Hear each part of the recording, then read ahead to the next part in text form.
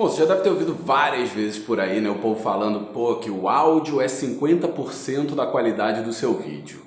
Isso é verdade, eu também concordo com isso, né? Um áudio que você não consegue entender direito o que a pessoa está falando, né, qual a mensagem que está sendo passada, você perde o interesse por aquele vídeo. Então eu resolvi fazer aqui um apanhado sobre microfones, né? Para você poder entender um pouquinho melhor como é que eles funcionam, qual é a forma de captação deles e assim você poder escolher a melhor situação, né? O microfone que melhor vai te atender ao teu tipo de trabalho. Só quero deixar claro aqui que eu não sou nenhum especialista em áudio. Na verdade, eu já trabalhei em estúdio, né, gravando banda, fazendo sonorização de palco, como músico, inclusive durante muito tempo da minha vida, mas é mais um conhecimento empírico, né, um conhecimento que eu adquiri ali na prática, perguntando para as outras pessoas. Eu nunca tive um estudo, na verdade, formal com relação a isso. Então, se você já tem um conhecimento básico, intermediário sobre isso, não é aqui que você vai esclarecer qualquer dúvida, tá? Eu só acho importante que quem trabalha com audiovisual saiba também se virar com relação ao microfone, né? À captação de áudio. É lógico que em trabalhos mais complexos, assim, às vezes eu faço trabalho para TV e a gente precisa ter um técnico de áudio que vai fazer não só a captação, mas vai fazer também a pós-produção, né? O tratamento desse áudio para que fique tudo redondo. Mas da prática é fato que a gente quase nunca tem grana para contratar uma pessoa que fique exclusivamente tratando o áudio. Então é importante você ter determinados conhecimentos, tá ok? Então vamos lá. Primeira coisa que eu quero falar é que os microfones eles são considerados transdutores, ou seja, eles transformam o áudio, né, o som que sai da nossa boca, o deslocamento de ar, através de um diafragma, eles transformam isso em energia elétrica. Então a gente pode separar inicialmente aí os microfones por tipo de transdução. Os mais comuns são os condensadores e os dinâmicos. É óbvio que existem outras áreas aí, mas esses são os mais comuns, são os que mais a gente encontra no mercado. Então, os microfones dinâmicos, eles são microfones que têm uma espiral, né? Que eles têm uma bobina dentro deles, com diafragma, com um ímã, e é dessa forma que eles fazem a transformação do deslocamento de ar, do som, em energia elétrica. Eles geralmente são considerados microfones mais duros, né? Microfones que eles não pegam tantas as nuances, tantos os detalhes do áudio. Eles são muito usados também para a gente fazer, por exemplo, show, né? Os cantores usam muito esse tipo de microfone, palestras também é muito usado. Quando você está fazendo stand-up, né? Não é stand-up comedy, não, stand-up de entrevista, você está cobrindo algum evento e você está lá entrevistando as pessoas com o microfone na mão, esse tipo de microfone é muito usado.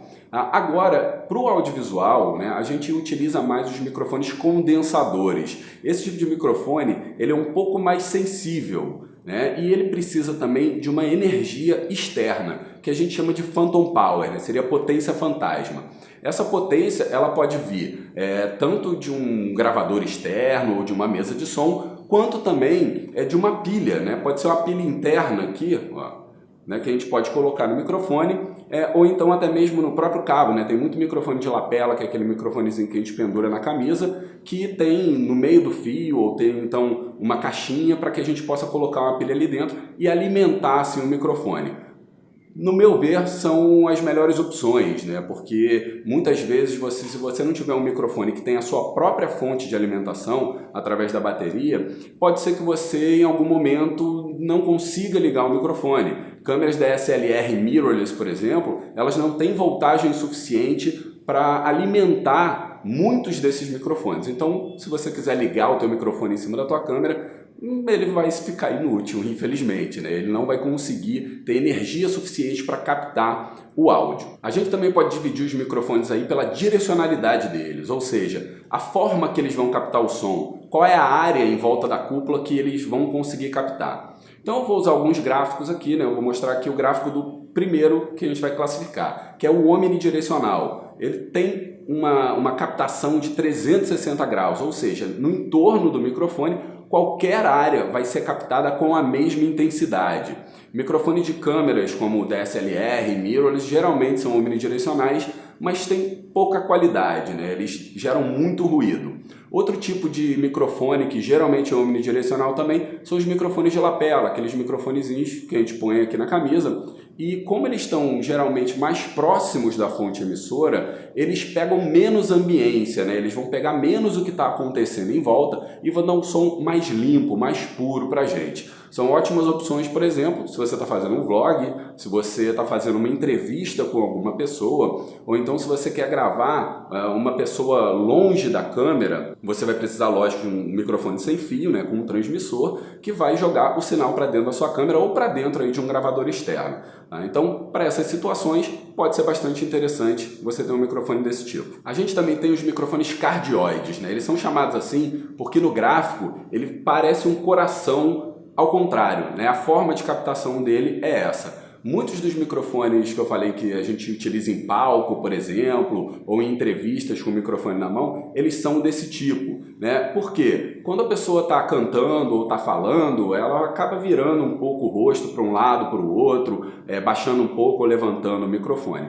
Por mais que esse tipo de microfone tenha a melhor captação dele quando ele está virado diretamente para a boca, né, se der uma viradinha assim para cima ou então um pouquinho para o lado, não vai atrapalhar a captação do som, né? Óbvio que vai ser um pouquinho mais baixa, mas vai continuar captando aquele áudio. Então é muito bom para esse tipo de situação, onde você na verdade não está com o microfone preso num pedestal, por exemplo, né, num tripé, para que você consiga se movimentar um pouco mais, e aí você não tem muito problema assim com relação à captação. Duas subcategorias do cardioide são os supercardioides. Eles captam mais ou menos também na área frontal como se fosse um coração, né, talvez um pouco mais direcionais, e também uma areazinha um pouco mais atrás. Os hipercardioides, eles captam uma área um pouco mais fechada ainda e também uma área um pouco maior na parte traseira do microfone. Tá? Esses gráficos daí ilustram bem melhor, assim, né? Dá para ter uma ideia, uma visualização aí de como eles fazem essa captação. O próximo na lista aí é o bidirecional, também conhecido como figura 8, justamente também por conta do gráfico que parece um número 8. Então ele tem a captação para frente e para trás igual no microfone e ele tende a ignorar tudo que vier das laterais dele. Muitas vezes esse tipo de microfone daí é utilizado para você gravar dentro de estúdio, né? São microfones sensíveis, são microfones que vão captar muita ambiência, então para você trabalhar em externas, por exemplo, não são microfones muito indicados. Também são microfones mais frágeis, né, mais caros, e eles são mais indicados para você fazer gravações em estúdio. Gravação, por exemplo, de uma narração, de dublagem, de voz quando você está gravando um disco, ou então até mesmo de instrumentos acústicos como um piano, como um violão. Esse tipo de uso é mais dado a esse figura 8. Tá? Para o audiovisual ele não tem muita serventia, a não ser nessas questões mesmo de gravar uma narração ou de gravar uma dublagem. Existem microfones também que você pode mudar a direcionalidade deles, então eles podem ser cardioides, bidirecionais, omnidirecionais, enfim, mas são microfones geralmente bastante caros aí e muito mais usados também em estúdio. Uma outra coisa que a gente tem que prestar atenção na hora de escolher um microfone é qual a frequência que ele consegue capturar, das mais graves até as mais agudas.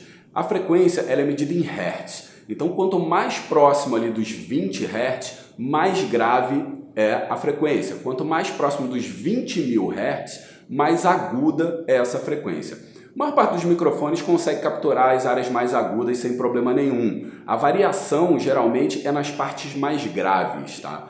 Tem microfones, por exemplo, esse microfone que eu estou usando, ele varia de uma taxa de 100 Hz até 20.000. Tem microfones que conseguem aí de 40 até 20.000 ou de 20 até 20.000. Só para você ter uma ideia, um piano, por exemplo, ele tem mais ou menos aí uma variação entre o mais grave e o mais agudo de 40 Hz até 4.000 Hz. Se eu pego um microfone como esse, por exemplo, para poder gravar um piano, e o pianista vai lá na área mais grave do piano, eu não vou conseguir capturar aquele som bonito, encorpado, né, que vai sair ali de dentro do instrumento. Então esse microfone não seria indicado para essa situação. Eu teria que procurar um outro microfone que fosse mais sensível a essa região mais grave. No caso da voz humana, aí, né, o que eu tenho conhecimento pelo menos, é que varia mais ou menos aí entre 50 e 3.700 Hz. Então microfones como esse, por exemplo, se você está gravando voz, se você grava entrevista, se você grava sonora, beleza, já é o suficiente e não são microfones tão caros assim. Agora, se você quer gravar uma coisa mais específica, né, ou vai gravar também aí dentro dos teus trabalhos, aparecem alguns videoclipes que você quer gravar alguma coisa ali ao vivo, ou então você quer gravar locução, aí sim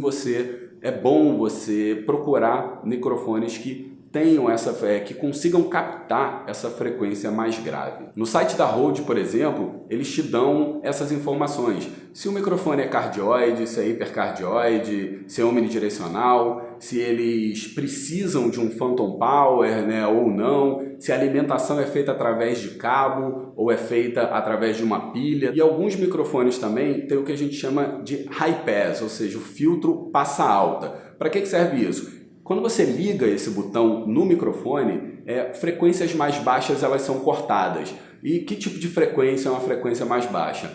Um fundo lá do trânsito, por exemplo, e principalmente ar-condicionado. Outro dia eu estava fazendo um job que a gente tinha que entrevistar uma pessoa dentro da área de TI. Com todos aqueles servidores, o ar-condicionado não podia ser desligado. Então a gente ligou o filtro passa alta do microfone, ele já cortou aquelas frequências e já diminuiu muito ali a incidência do ruído do ar-condicionado. É lógico, você pode fazer isso numa pós-produção? Até pode, mas isso já te poupa um trabalho depois, né? O microfone já faz um trabalho bem bacana cortando essas frequências mais baixas. Beleza, Alan, falou pra caramba, talvez ter mais complicado do que ajudado, mas o que eu indico para quem está começando? Para quem só pode ter um tipo de microfone? Bom, tem dois tipos de microfone que eu acho que são muito bons, que vão servir para muita coisa para quem faz vídeo, para a galera do audiovisual, que é o lapela e o shotgun. Tá? Eu indico pessoalmente que se você tiver um primeiro microfone, que se você quiser investir em um primeiro microfone,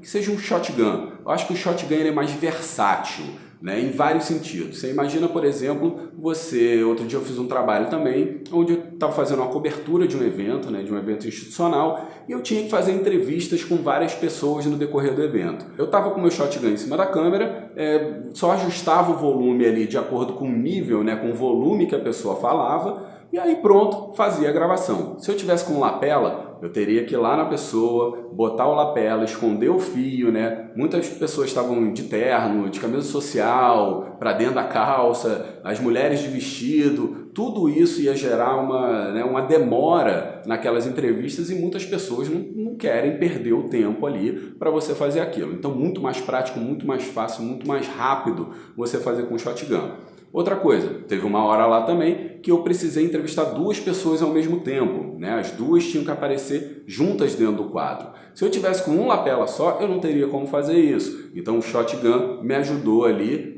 eu captei, óbvio, né? Eu não tenho as vozes das duas pessoas separadas, mas pelo menos eu consegui captar as duas ao mesmo tempo, dando aquela entrevista. Aqui no canal mesmo, né, quando eu estou gravando meus vídeos, eu gravo com shotgun, porque, botar o lapela, eu já tentei fazer isso, né, já perdi a paciência fazendo isso.